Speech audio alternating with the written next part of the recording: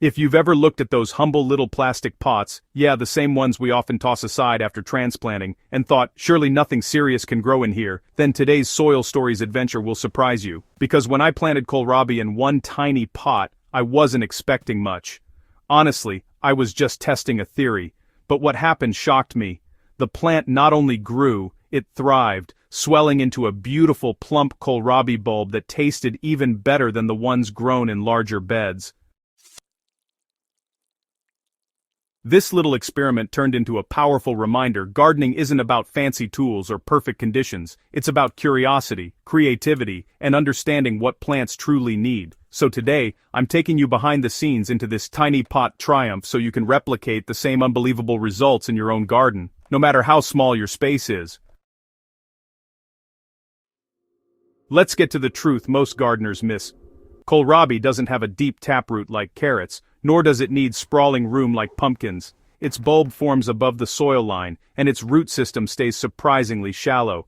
That means you don't need a bucket or grow bag to enjoy a good harvest. A tiny pot, yeah, even a 1 to 2 liter container, can be enough if you understand how to manage soil fertility, moisture, and plant spacing. This is a game changer for balcony growers, small space gardeners, and anyone who believes vegetables only flourish in big setups. You can grow fresh food anywhere, starting with the simplest containers.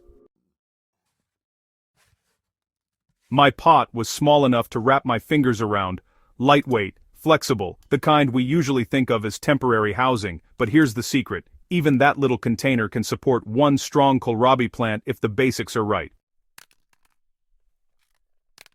You want a pot that's at least 15 to 18 centimeters deep. Depth helps hold moisture and gives roots enough room to spread. What matters more than size is drainage. Kohlrabi hates soggy feet, and small pots tend to waterlog quickly. I drilled 2 extra holes in mine to make sure water could escape fast during heavy rains or generous watering.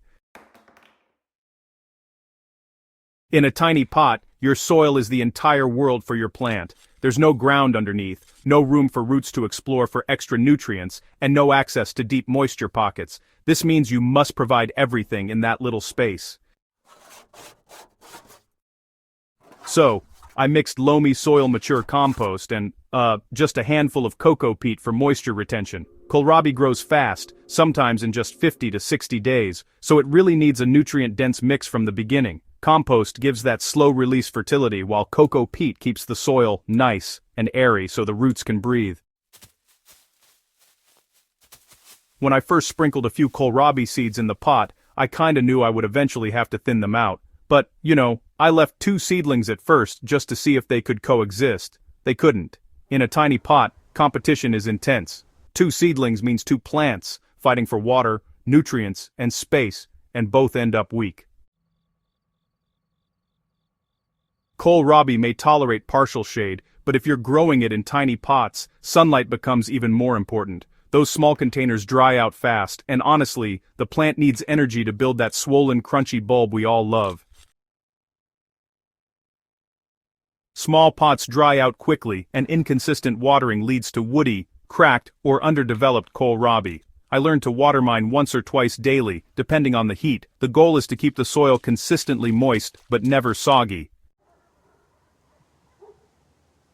Because the soil volume is tiny, nutrients get used up quickly. I fed my kohlrabi once every 2 weeks with a diluted organic fertilizer tea. Compost tea or fermented plant juice works beautifully. This steady feeding schedule keeps the plant vigorous and prevents stunted bulbs. Around week 3 or 4, I noticed something magical. The stem began to thicken, a small swelling, then a rounded shape forming steadily day by day. Because the pot was so tiny, I had a front row seat to every stage of growth. It's amazing how watching a plant in a small container makes you more observant, more connected.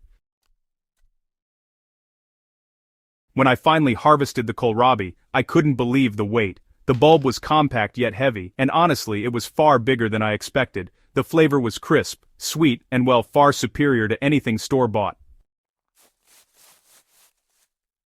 It taught me something valuable. Gardening success isn't measured by how much space you have. It's really measured by how intentionally you use what you have. Even the smallest container can produce food if the plant's basic needs are met. This tiny pot experiment became one of my most satisfying soil stories moments, a reminder to challenge the rules, to experiment boldly, and to never underestimate a plant's resilience. I hope this Soil Stories guide inspires you to try growing kohlrabi, or, honestly, any other vegetable in a tiny container. Whether you're gardening on a balcony, rooftop, patio, or windowsill, remember that space is never the limitation, knowledge is, and now you have both the inspiration and the tools to make it happen.